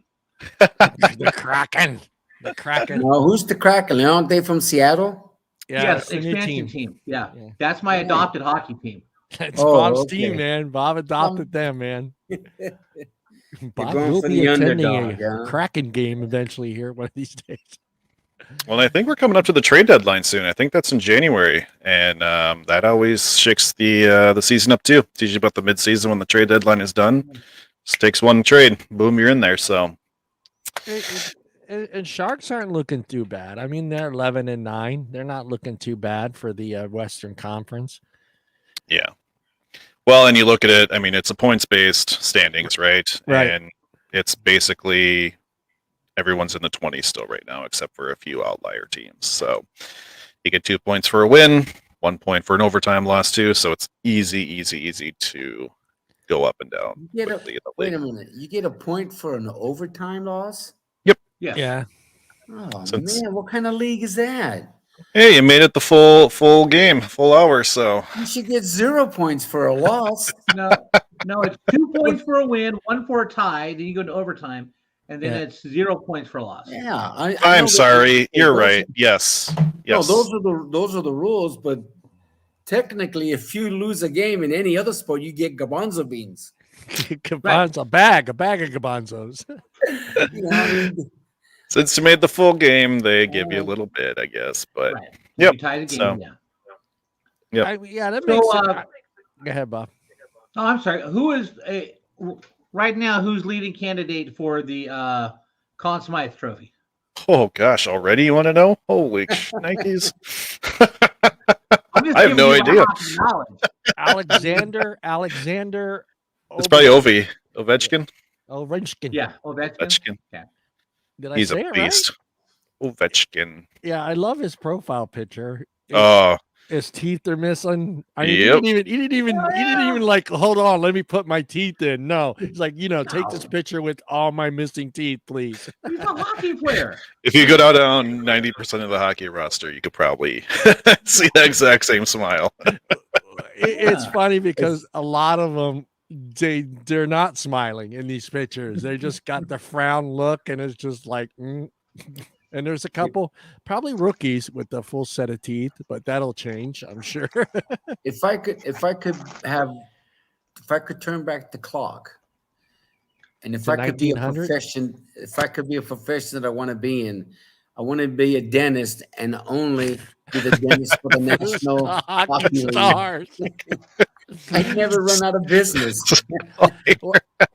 Well, a lot of these guys, I know a lot of these guys are dentures, and they take them off. They just take them off to play in games. They just take them off and put their mouthpiece in, because a lot of these guys, like even when I was talking to my dentist years ago, he said, yeah, these guys won't do implants until their careers are over, because there's a good chance that it's going to lose it again. Going to lose it again. And what he was saying, you think it hurts when you get your teeth knocked out, you think you read your real teeth, but when you get an implant ripped out of your mouth, that is painful as hell. Because that thing is cemented in there. That's like true, huh? You're right. It's drilled into the bone, even, isn't it? Bone. Yeah. The bone. So he's like, yeah, a lot of those hockey players will wait until their careers are done and just play with dentures. And just before the game comes on, they'll just pull the dentures out and throw them in a cup and go out there and kill someone. No, I was actually looking at these. It's just funny how here. Let me put it up on the screen for you because you guys get a kick out of this. It's just the way they take their pictures. Just hockey guys are just badasses. That's all there is to it. I mean, some of these look like prison mugshots, guys. Let me take the manner thing. Yeah, Prison mugshots, man. It's not a flashy sport, you know. They people play the game because they actually want to play it. They They're all play because they want to Canadian, hit right? somebody. That too, legally. Now, I see where Evander Kane just got let go by the Sharks. Oh, did he finally? Yeah, Sharks just let him go this week. Really? Yeah. Wow, he's been there forever. Yeah. Wow. All right, I'm going to be ignorant here, but who won the Stanley Cup last year? Tampa Bay. Tampa Bay. Tampa Bay Lightning, right, Nick? Right, Nick? Tampa Bay. Nick is Tampa hoping Bay, the for Lightning. would they? No, they wouldn't get the. They missed out with the basketball, right? So there's just no way they could. Wait, The state of Florida could get the Orlando, I should say, could get the I don't know, you want to call it the triple crown of fucking sports, I guess. Well, I Baseball. have a question though. I have a question for Jake. Yeah. How is it that Milwaukee has an NBA team, but Milwaukee does not have a hockey team? That's a good point. It is a good point. I mean, it is Wisconsin, so why would anyone want to go there anyway? The Packers are from Wisconsin. The Brewers, Like I said, why would anyone want to go there anyway? Morgan. The Bucks. Morgan. They do have the Badgers. I mean, they have the Badgers for hockey or college hockey there from Wisconsin. That's usually a pretty good team. They're also close enough to Chicago, kind of in the Madison area, I think, too, for hockey. Okay. You don't want to go up against the Blackhawks. Yeah, you do. Who cares now about the Blackhawks? Right. I mean, fan wise, I think fan wise. I mean, that's, Fan-wise. well, is Chicago one of the originals? Yeah. Yeah, they're one of the Original originals. six, So Original six. yeah, Sorry, Morgan. we love you, Morgan. We love you. No, it is kind of a weird one though, right? Yeah, because you got what? Basketball, football, and baseball in Wisconsin. Right. So, like, I mean, you could go Minneapolis, Chicago with hockey, but no other sport you have to. So it is kind of a weird one. Yeah, it is weird. I'm serious. San Jose, California has a hockey team. Yeah, LA. Yeah. LA has a got hockey. two. LA is. Hey, well, shit. I mean, fucking Vegas has got a team. I mean, when's the last? Yeah, I mean, come on, man. Dallas, Coupland, Florida. Yeah. Phoenix has a hockey team. Yeah. Yep. It's just that they just assume that they don't. Maybe they don't think they get the fan base. Right. Well, so how many teams are in the NFL? Is it 32 also? 32 32, teams. It's 32. Okay. Mm-hmm. So I was thinking if they do another expansion or something, but I think NHL is up to 32 now also. Right. It'd be a perfect location because the Wild in Minnesota have another one, Phoenix. Phoenix, Arizona is in the same division too. So it doesn't align very well. And then they got the weird like Metropolitan and blah, blah, blah. But it'd be good to have another one in kind of the center of the country to balance it out a little bit more. Yeah, they should have a hockey team in Iowa. They should have a hockey team in friggin' where else? Who else doesn't have one? I'm Kansas. just kidding. Kansas City, I think. Well, you got to go where the population is. Where there's people. Kansas City would be a good call. Yeah. Yeah, where people outnumber cows. Exactly. Oh, but Green Bay. I mean, look at that. You could put one somewhere and just have it be a random one. You could put one in Wisconsin. I mean, it snows 15 feet, and maybe that's what they're thinking. It snows too much. The fans won't go. No, we talked about that. There's some of the craziest. There's some of the craziest fans will get to a fucking game. They could be 3 feet of friggin' snow. They still Chicago, show up. Detroit, Montreal, Toronto. I mean, look, they're playing freaking hockey in Edmonton, Alberta, Canada. Right. Okay. They go to games in Edmonton. You can put a stadium in Madison, Wisconsin. Yeah. Yeah. There we go. Kenosha. No, I'm just kidding. Kenosha. Yeah, there you go. Anything else, Jake? Jake's off. Have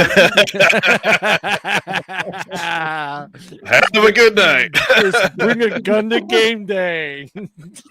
College hockey too. Standings are updated. University of Minnesota Duluth is number 1 right now. Where'd the other rankings go? Here we go. Division 1. Minnesota is killing it again this year. Minnesota Duluth is number 1. Minnesota State Mankato is number 2. Michigan is 3rd. Quinnipiac is 4th.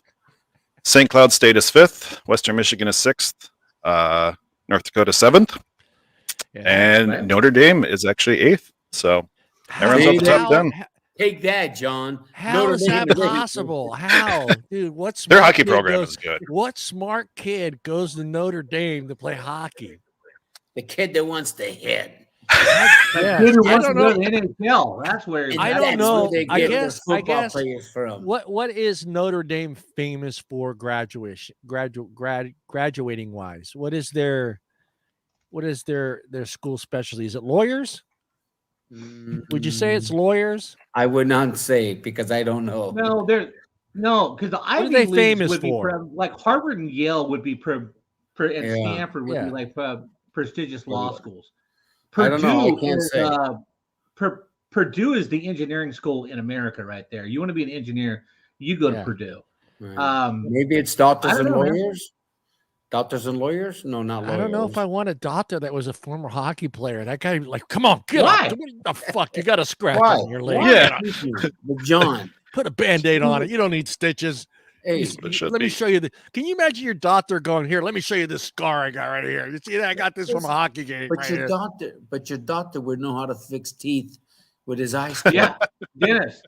Yeah, dentist. you want a dentist who played hockey. That's what you want. Yeah, you want a dentist that played hockey. That's true. You do want a dentist, but I don't want a regular doctor as a former hockey player because he's gonna fucking make me sound like a pussy every time I come in there for a fucking cold or something. You seriously? You came all the way over here to see me for this? Really?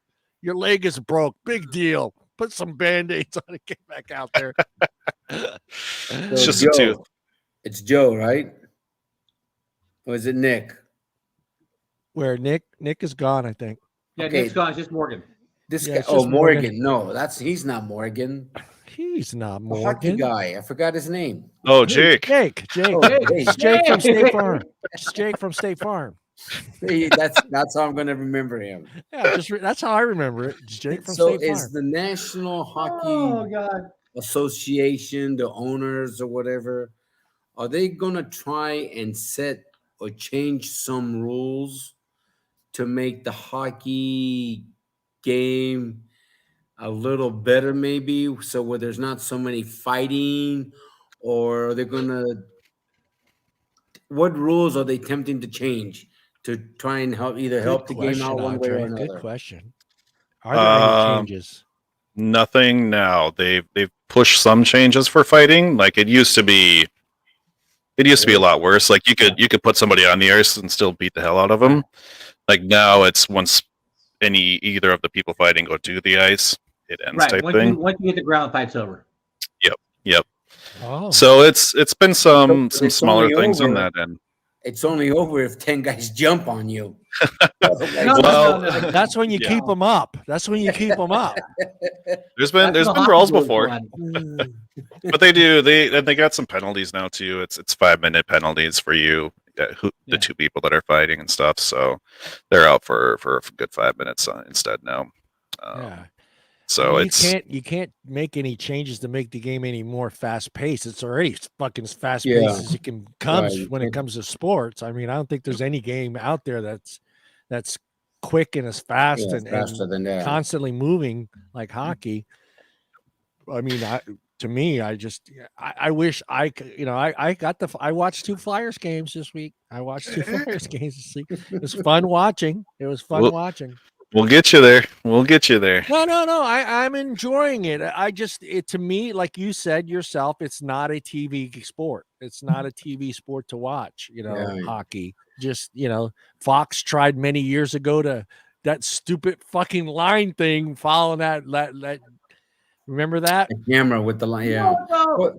No. Hockey live is great, but I don't mind watching hockey on TV, as long as you learn how to follow the action and stuff, you're not that far off. And if you see a shot go on goal, you just wait for the replay, man, to see what happens. Yeah. I would think though that hockey. I had some friends that have gone to the San Jose when the San Jose first came out here, whatever year that was. I had some friends that went to it, and they were telling me that the best seat in the ring is one where the curves kind of, because that's where you get to see the whole field or the whole rink, the whole rink, I guess. You get to see all that. So that's where you get to see the most plays. Yep.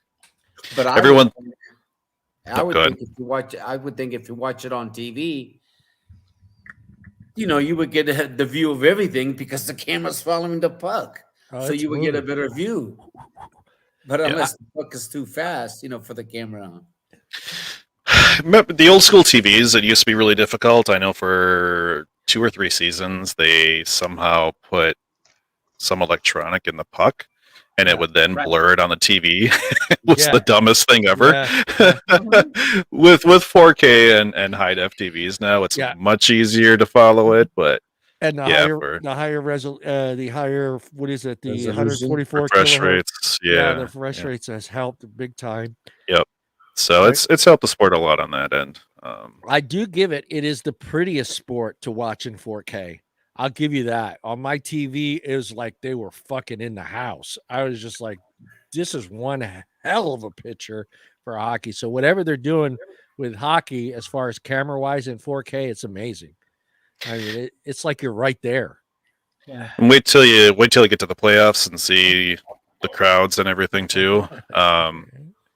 If you ever can watch a Wild game, I would suggest it because they sell out every single game, and it is a true fan experience at that point to just see what it's like. And I mean, it's like a NFL game, sold out NFL game, but more smaller and condensed. It's not 80,000 people in there; it's like 30,000 maybe.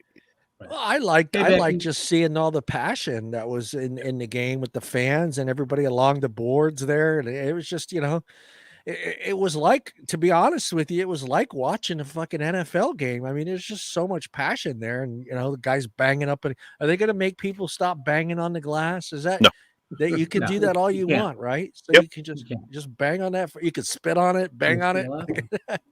All about spit on it, but I did see a cool thing. They showed one of the hockey players. I forget his name now, but he was, it was during warm-ups, and his wife and his 2 daughters were on the sideline, and the daughter went up to the glass with her fist, and the dad skated over there and fist bumped both of the girls. I go, all right, that's pretty cool. Okay. I don't see an NFL player doing that. Hey, no, I don't. As far as passion, a buddy of mine used to go to the Fresno Flames. It's a minor league team here, and they were extremely passionate. And because every time they played the Bakersfield Condors, there's a lot of fights. But my favorite part of it was I was down with them one time, and every time they would go, and Bakersfield's back to full strength, the whole crowd would yell, and they still suck. Yeah. Yeah, you get some good chance in it too. Especially at the college level. Yeah. All right, Jake, we're going to jump into football. Jake, I know you wait. Oh, you got to go ahead, Andre. You're now. I remember back in the 60s and the 70s when the Sharks first came out here, and you watch highlights of the Sharks playing or the other teams playing. And I think it was Boston or maybe in Canada. When someone scored a goal, they threw a fake octopus. Oh, yeah. Do they still do that? Do they still do that? Yeah, they've actually made a huge fake one that they dropped down to in the game and whatnot. Yep, there's little things like that everywhere. But it was real squid. It used to be real, yes. Yeah, it used to be real squid, and then the PETA people jumped on board and said that needs to Well, they still do that then.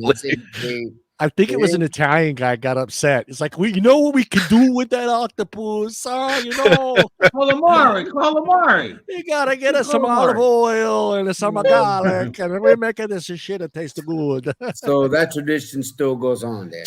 Yes. No. Yep. That's funny. That's funny. Okay. I was thinking maybe somebody can get hurt, but obviously they must clean it all up before that they can start to play again. Yeah. That's why they don't do anything that you can actually throw anymore at a baseball game, Andre. I do remember the first bat day I went to at a Giants game, and being young back then, I thought to myself, this is a pretty stupid idea. Dude, I know it's a small bat and all, but I was thinking to myself, this is a pretty stupid idea. It's a nice club to have when you're walking around the streets. And it was so well made that you could actually hit someone with it and it wouldn't break. Right. Let's give the fans a weapon. Okay. Yeah. And Ball Day was gone. With the Ball Day, I think stopped doing that in the early 2000s when they started throwing them back on the field. They're like, okay, yeah, we're going to stop this here. Nobody throws a bobblehead. And even if you did, it's not going to go far. See, I did miss Morgan's question there. Where is it? Mouth guards. They do wear mouth guards. Some players do. But yeah, I mean, you get hit in the face with a puck. That's gonna hurt. Some players do, and 90% of them don't. Yeah, a lot of them I see a lot of them wearing the face guard. So I think, which is pretty good still. Yeah. The eye guard. So it's if you played before maybe 2011 or something like that, you don't have to have one. Your grandfather did. You never needed one before. Mm-hmm. Now everybody that comes into the league now has to have one. So, but yeah, they at least have the eye shields now. Yeah. Oh, so it's your choice. If you came into the league before whatever date, it's your choice.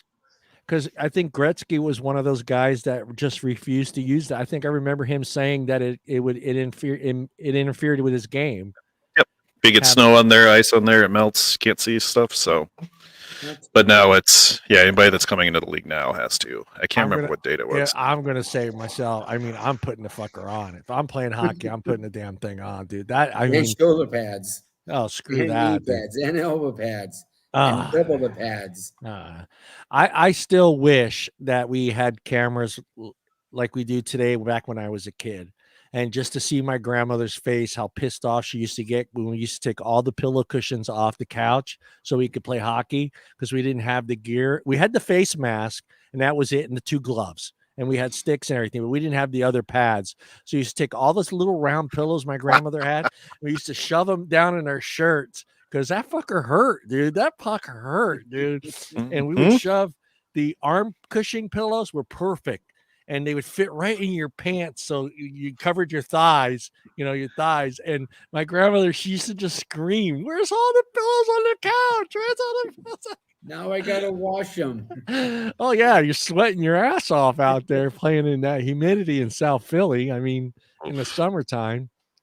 All right, let's get into football, boys. Let's get into this before we run out of time here. Bob,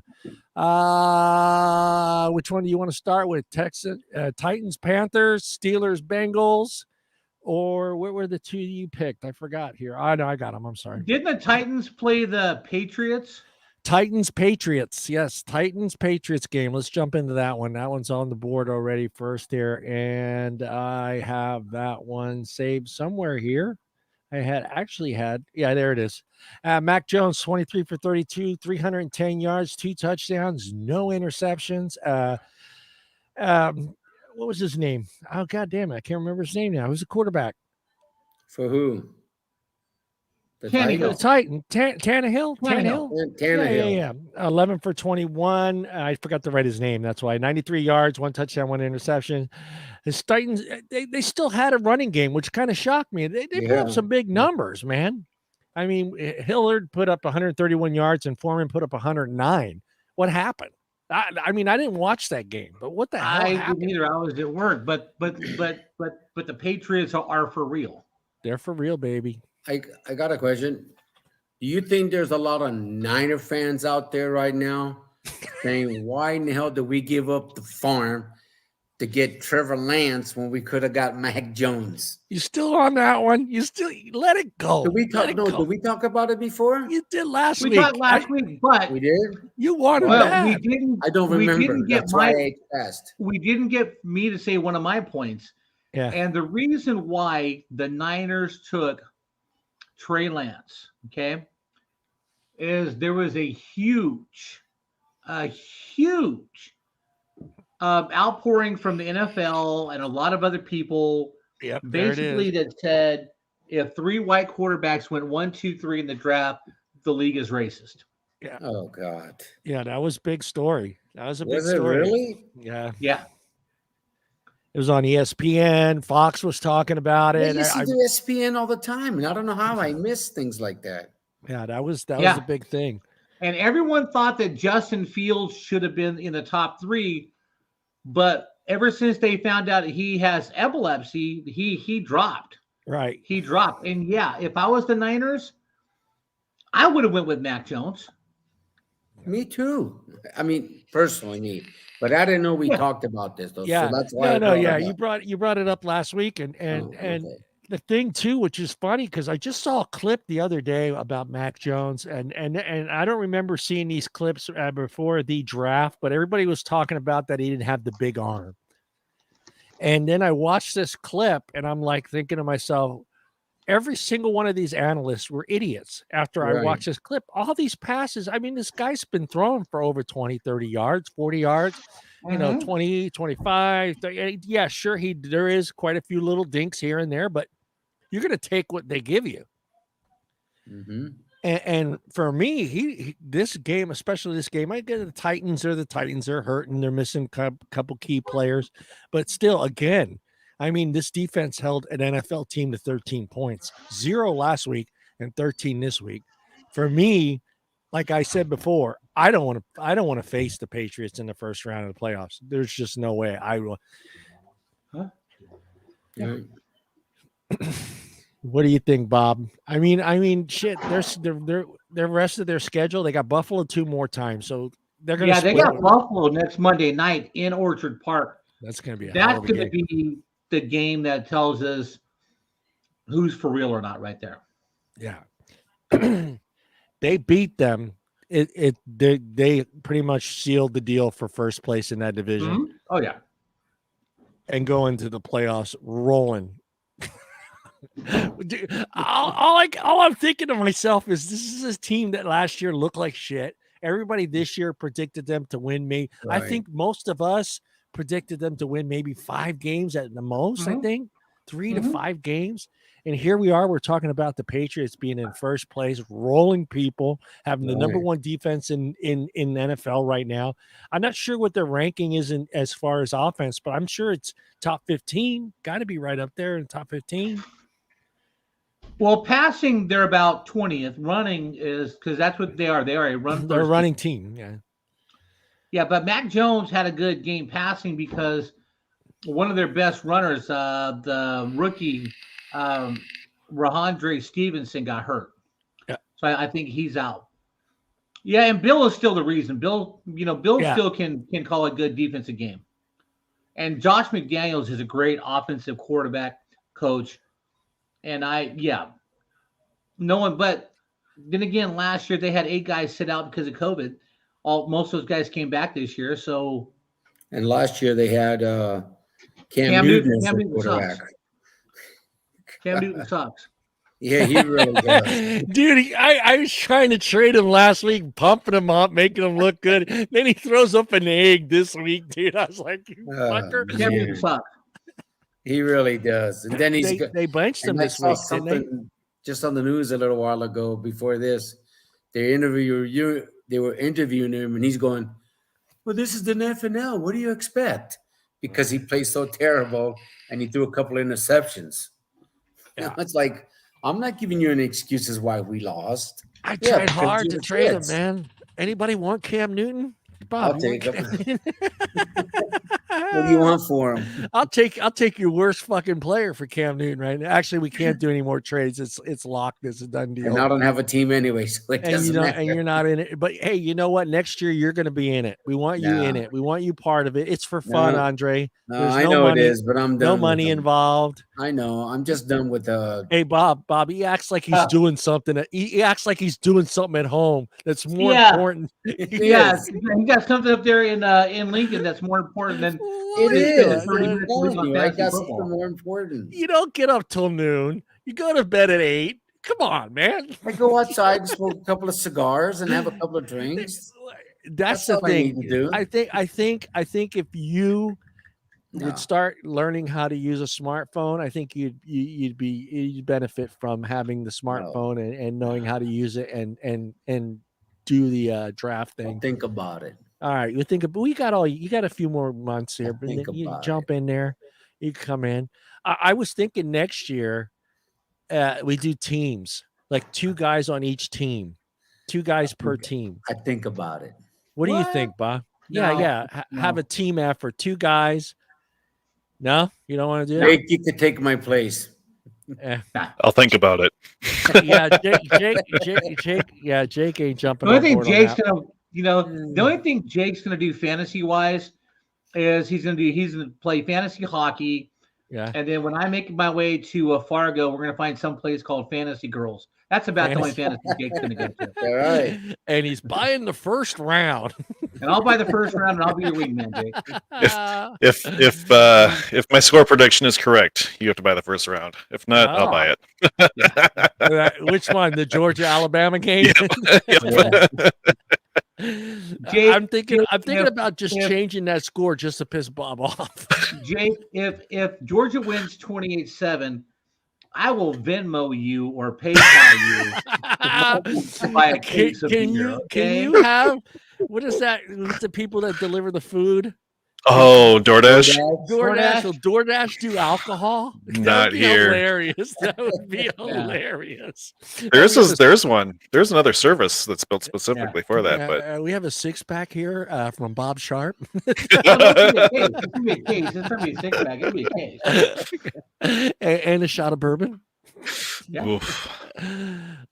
Steelers Bengals, Bob. That was what happened. It's like one week he looks like he's 25 years old, and then the next week he looks like 43-year-old Roethlisberger. Well, I don't think that's the problem. What I think that the problem is Cincinnati goes through stages of where they feel like that they want to play defense and where they don't. Cincinnati played great defense when they played the Ravens. But then Cincinnati can play the Jets and look like shit. Yeah. I just think Cincinnati's a very good up-and-coming team. They have a lot of youth at a lot of good positions. And I don't know what the hell happened to Pittsburgh, but I'm pretty much done with them this year. Yeah. I mean, it doesn't make sense. For me, I feel bad for the Bengals. I mean, they're having this great year, but do you think a lot of that just losing has a lot to do if this is a team that gets to the playoffs, just like, oh, well, we're kind of expected to lose anyway. That kind of, I mean, I just seems like they just have some bad luck when they do roll. When they start having a good team, it always seems like they lose stupid. Bad coach calls, bad on-field defensive penalties, bad offensive penalties, just bad calls in general from coaches. 2-minute drills, bad. It just seems that a losing franchise just doesn't, to me, doesn't seem like they know what it takes to win that one game they need to win. And I feel bad. I mean, the Niners did it to them. The Niners ruined that team in the 80s. I'm sorry. I mean, they beat him twice in the Super Bowl. If does not break his leg in the first quarter against the Niners, because you got to remember, the Niners needed a last 2-minute drive from Joe Montana to beat the Bengals in that last time they played in the Super Bowl. But that was on the second game. That was the second game, yeah. That was the second game. The first game they beat him. First game they beat him outright, and that's when Crumbright got hurt. Well, no, the first game was closer than that, but the second game, Tim Crumbright broke his leg in the first quarter. No, that was the first game. That was the second game. Tim Crumbright was not on the Bengals in the first game. Google it. I don't Because remember. I remember Tim Crumbite got hurt with Chu, and that's what everybody was saying. Oh, Jake's out, on it. that's what hurt him. But we also lost a real good player in that game also, just a couple of plays later. And I think it was one of our big offensive linemen that we got that got hurt also in that game. But nobody mentioned that, though. They only mentioned about Tim Crumbite, if I say that. All I remember is our family screaming up in joy when they were on the one fucking But I thought yard it was line, the first game, though. and the Niners just shut them Shut down them down for And 5 plays. for 5 plays, and having my cousin John Peroni jumping up and down, screaming, and the rest of the fucking Niner bunch in that house screaming.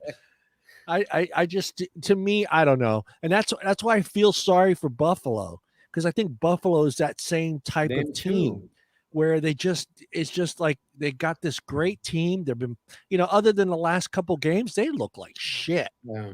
And I mean, I hope that they could put it together here and make a run towards the end and get themselves in the playoffs.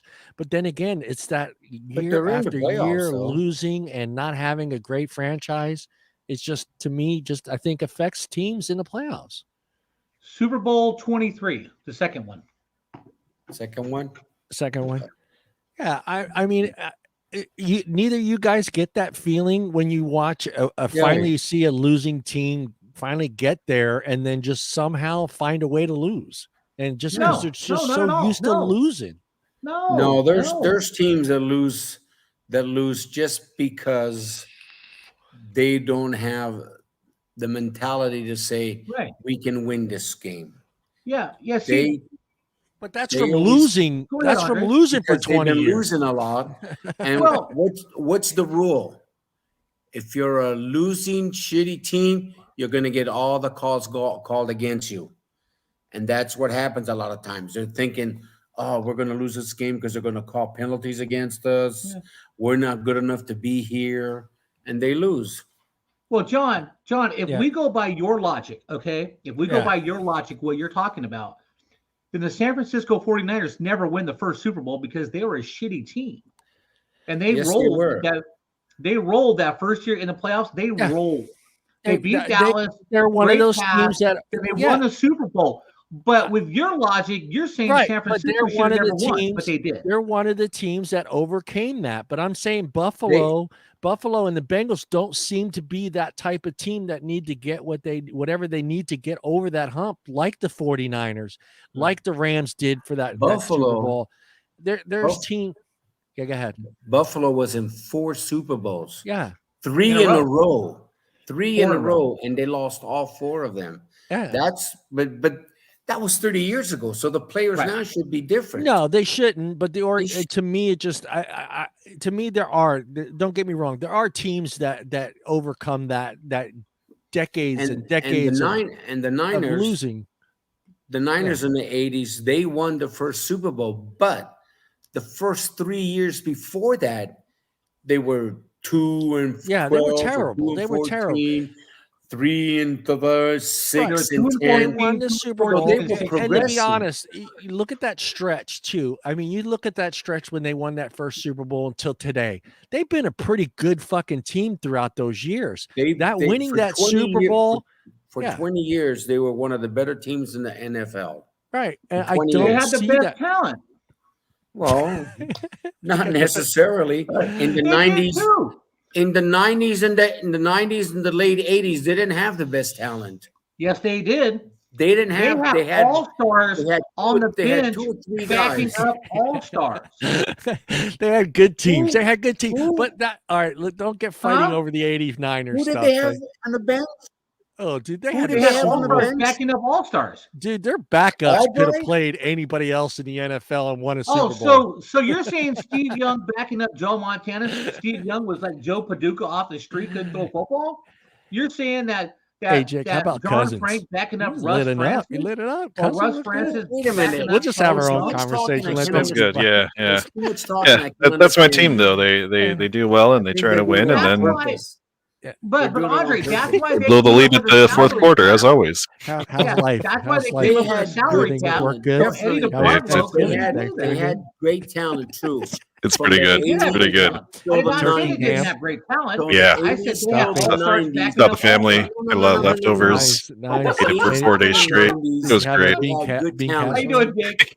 It was a hot dish. Late 90s. I love you two guys. The middle 90s and the late 90s, they had maybe 2 or 3 guys that were key good players. All right, let me get Steve Young. Yeah. Steve Young That's why they and came up with the Terrell salary cap. Owens. Let me get back to my Steve point. Young and Terrell Let me get Owens. back And to Go that ahead. was What's it. the next game? But they were still winners, though. winning that first Super Bowl changed the 49ers to a winning organization. Sure. And they have been a winning organization for the last 20-something years. Now, Right. what I'm saying is there are teams, don't get me wrong, there are teams that get over that hump. But I haven't seen anything from the Bengals or from the Bills to show me that this is the type of team, especially this season with the Bills. The Bills are not playing nowhere near the way they're fucking. Let's just take the 49ers, for instance, in that first year they won a Super Bowl. That was a fucking beast of a team. Are the Bills playing as equal to the 49er team that won that first Super Bowl this year, right now? No way. No. And I don't see, honestly, Karen's going to hate me, but if they make it to the playoffs, I don't see them winning the first playoff game. I really don't. Who, the Bills? The Bills. I don't see them. If they go up against anybody in that division, I don't see them. I see them losing. And I see them losing, don't hate me, by a mistake. Maybe a poor decision on 4th and 1, a stupid onside kick, a missed field goal, something in a pressure situation that losers lose with. And that's where I see the Bills. That's just my opinion. What was the other 2 games you were talking about, Bob? We got to hurry this up. Hold on. Yeah, I know. Browns and Ravens. Bob, Browns and Ravens. Okay, quick synopsis. Lamar Jackson's not all that he's cracked up to be, and neither is Baker Mayfield. And both defenses played great. Yeah. But the most disgusting thing I saw during that game was after the game was over, they interviewed Lamar Jackson, calling him the player of the game. Yeah. He threw 4 freaking interceptions. 4. And if it wasn't for Mark Andrews coming back on those passes, they wouldn't have scored. You interviewed the wrong guy. You needed to interview Mark Andrews or somebody on the defense, because Lamar Jackson is not all that. Okay. Next. No, you should not be MVP after throwing 4 interceptions, dude. You should just go to the locker room and take a shower and try to avoid every single newscaster and sports analyst you can. Yeah, no, Mark Andrews was the MVP last night. Don't get me wrong. Mark Andrews saved Lamar Jackson. I'll be honest, that was literally the most boringest game I've watched in a long time. And I was at Johnny Carino's having a beer and pizza last night. And thank God for the beer and pizza, because that was just a horrible fucking game to watch. It was. I'm really surprised, because at the beginning of the season, Baker Mayfield and the Browns were playing really well. I thought they were going to be the team to beat in the AFC. And I thought he was, playing to be like all pro or something. And now it's like he's not playing. Yeah. I don't know if it's the coaches, the way they designed the plays, or if it's him because he's got a sore ankle or a sprained ankle. Yeah. It's the offensive line. The offensive line. Do you think Lamar Jackson needs just more weapons? Does he need another number one? Does he need another one? Another number one? Well, okay, look. So Higgins is hurt. Yeah. Another wide receiver is hurt. But it all starts with the offensive line. They got a guard and a tackle that are out. Yeah. And if you watched the game last night, he had no time to throw. No. Baltimore blitzed, and Baltimore, he had no time to throw. But Baltimore also had 8 in the box where Nick Chubb couldn't run. Yeah. I think that if they get their linemen back, Baltimore can be tough. But if you don't have time to throw and you can't run the ball, you're only going to score 10 points. Yeah. But isn't he supposed to be, well, if he can't throw, he can scramble and beat you with his legs? He didn't have a chance to. And Baker he didn't. Not he had nowhere to go, dude. I'm talking about Lamar talking Jackson. about Baltimore. So I'm talking about Lamar Mark Jackson did run a lot. Lamar Jackson did run a lot last night, and that's how Baltimore basically got down the field. Was his legs, wasn't his arm. Yeah. But he looked pathetic in the pocket when he threw the ball. Yeah, he's pathetic. He cannot pass the ball in the pocket. No. Let's keep Mr. Andre Sala happy real quick before we head on out of here. Let's do Vikings 49ers 20. Jake's not going to be too happy about this game, but 26-34. And let me start off by saying, honestly, I watched that game. Nothing special about Garoppolo at all. 17 for 26, 230, one touchdown, one interception. 49ers are doing what's smart. They're sticking to the run game. And what did he have? Dude, he had some crazy numbers too. Mitchell had 27 carries for 133 yards, one touchdown. Debo, the wide receiver / running back with 6 carries, 66 yards for 2 touchdowns. This son of a bitch could have thrown to him just a couple times so I could get some fucking points from him. He did throw to him a couple of times. Yeah, but I needed. And he did hit some passes. But not enough to warrant. He had 12 yards receiving, Andre. 12 yards. But he also got hurt, too. Yeah. He did get hurt. He also got hurt. The 49ers with the running game and their defense could be a team to watch coming down the stretch. I mean, you got to think. Everyone says Garoppolo's no good. He can't throw the ball. He can't. But when Shanahan asks him to throw the ball, what does he do? He completes passes. He's 17 for 26. Not bad. He's completing passes. He's completing passes 20 yards down the field, passes for 15, and then Ayuk runs for another 10. He's completing the passes. The problem is, Jim, the problem is Shanahan loves the run.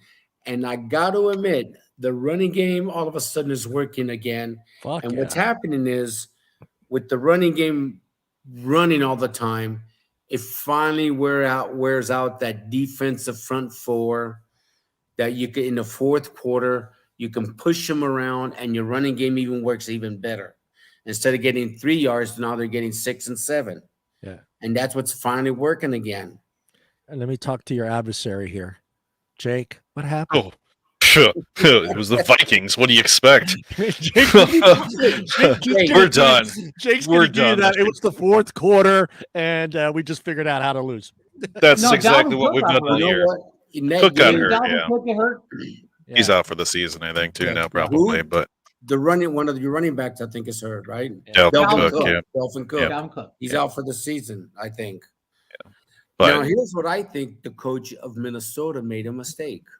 They were down by 8 points. Yeah. They got down to like the 5-yard or 12-yard line, whatever it was.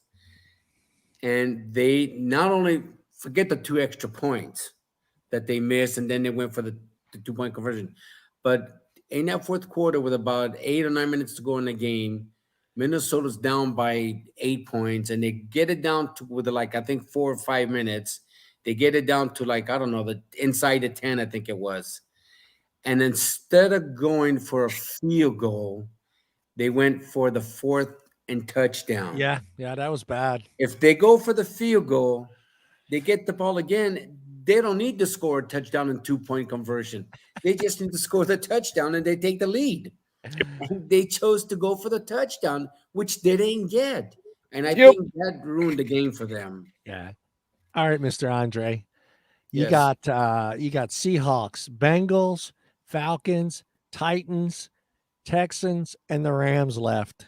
You guys can make a run here. You may pass the Rams. I know what you said. You said the Rams were going to lose the next. I'm getting scared, Bob, because he's getting The Rams are playing the Jaguars next week. The Rams are going to run it up on the Jaguars. Maybe they can make a comeback. I hope to God that they show up for that game, Bob. That's all I'm saying. I'm a loyal Rams fan, but I mean it's not looking like they really want to win right now. I'll be honest with you. I know they do. I think if the Niners can go, they could end up winning this division. Not really. Only one game behind. If the Niners can go, let's see, we got we're 6-5, 11 games. So we got 6 games to go. Yeah, they're 6-5. Right? If we can go 5-6, I mean 6-1 or 5-1 the rest of the season, we have a good chance of taking the division. Yeah, and being the number 1 seed as a wild card. I don't see you catching the Cardinals, but I can't hate saying the Cardinals they're what 3 and they're 9-2, yeah. 9. They're not 9 and they don't have 3 losses. No, they're 9 got 2 losses. Yeah, 9-2. Because I thought Rams they had are 7-4, Niners 6-5, and Seahawks 3-7. Who thought the Seahawks 3-7? I didn't. Yeah, I did too. not. Let's make our number 1 fan Morgan happy. Would you like to talk a little bit about that Packers game? Well, I didn't get to watch the game because I was at work. Yeah, I didn't care to watch it either. So it kind of sucked. We're not doing Rams talk. And Rams talk has been canceled, Morgan, for this week. What good excuses I'm hearing just because the Rams lost again? Me and Bob. You know what, Andre, that is cool, Andre. You can laugh and giggle all you want, but when I'm looking at the stands right now, I'm looking at the Niners, looking up at the Rams, going, "God, get out of my way, please," because I'm in 3rd place and you guys are in 2nd. So until something magical happens and you pass us up, you're always going to be looking up, going, "I wonder how we can beat them." Yeah, it'll be after this week. Yeah, hey Bob, I had my 5-year-old grandson call me and FaceTime me just to let me know that they won. I was like, "You little shit." Jackson, Frankie's son, Carly's families are all Packers fans. So he called me up. The defense was awesome. You gave up 28 points. How can the defense be awesome? If you gave up 28 points. Yeah. What happened to Miller? To be honest, there were some mistakes in that game, and I think they need to correct some of those mistakes. And I think he needs to. I think, and don't get me wrong, I think he's accurate. I think he's putting the ball where it's supposed to be. I think the sometimes other team's hands. I think sometimes I just think that he's pushing it a little bit too much. Sometimes I think his finger, when he hurt his finger, I think his fingers hurt worse than what they let on. Yeah, I do. I feel the same way with I feel the same way with Brady. I think they're not letting us know with Brady, and I think you see that these last couple games because Brady is not throwing the ball. Look at these last couple games. Tampa Bay has been running heavy these last few games, and it's obvious there's something going on with Brady's finger in that hand because he's not throwing the ball as well. Yeah. All right, guys, we are out of here. Jake, thank you for coming back. Maybe next week. We don't know. We'll see if you're coming back. The rest of us will be here, and Mike will be with us. Mike had to work tonight, but he wants to come back and be on the show, so we will have Mike back on. And I'm gonna poll you 3 guys right now. Do you guys does anybody want to talk basketball on this show? Why? That's a no from Bob. That's a no from Andre. I know you do. Andre's got some friends that I'd say big time. I would love to have those guys on if they want to come on. They're big Warriors fans. We'd love to have them come on and talk Warriors basketball, especially if Mike's here. It'd be great. We can talk Warriors. Yeah, we could talk Warriors basketball. I don't mind talking Warriors. Yeah, LeBron James has been blacklisted on the show, so we do not discuss LeBron James on here unless it's to make fun of him. So, you have to talk about the king. The king. I mean, come on. He might kick you off your show. Who wants to bet when 10 years down the road, when he retires, he's going to want the NBA to put his face as the new logo for the NBA. Logo for the NBA. At least in China, he'll probably want that. In China, yeah. In China, they'll make him the logo. Yeah, at the Nike plant. Jerry West is the logo. Jerry West should stay the logo. I can see the Nike plant. That's a statue of LeBron James. You think Jerry West is the logo of the NBA right now? Yeah, West has been the logo since day one. West has been the logo. That's a silhouette. That's a silhouette of West. Yeah, that's the silhouette of Jerry West on the logo. Yeah. Oh, I didn't know that. Yeah. I thought King James. I thought King James was the logo of the face of the NBA. At the Nike plant. And then I thought there was some push for Steve Kerr. I mean, for Stephen Kerr to be the logo. No. Jerry West is a logo. He's been a logo since the 70s. If you look at the logo of the guy dribbling a basketball, that's Jerry West. Yeah, that's West. There were rumors about, or not rumors. There was actual discussion of making Jordan. They want to put Michael. Yeah, they want to put Michael there and update the logo. Well, Michael is the guy that is flying with his he's flying. Right. Well, and there's a little logo on the guy's shirt. Yeah, unfortunately, that's Michael. That he doesn't own that. That image is owned by Nike, and Nike owns that image. So the NBA would never be able to use that. That image is owned by Nike, not Michael Jordan. So that's the Nike franchise owns that. All right, guys, we're out of here. Thank you, everybody, for joining us. We'll see everybody next week and Monday at 6 p.m. Have a great night and peace out. And let me find the outro. And remember what I told Dogs. And remember what I told you. Hey, Bob, next week, I promise to have a bumper for the Georgia Bulldogs. And remember what I told you. Oh, God, here we go. It's all downhill now for the Rams. All right, yeah, we'll see. We'll see you guys next week. Goodbye. All right, buenas noches.